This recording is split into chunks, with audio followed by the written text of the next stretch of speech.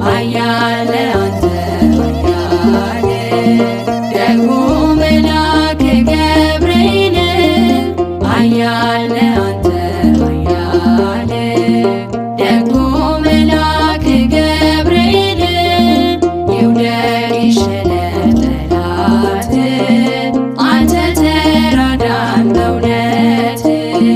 ይውደቅ ይሸነፍ ጠላት አንተ ተራዳን በእውነት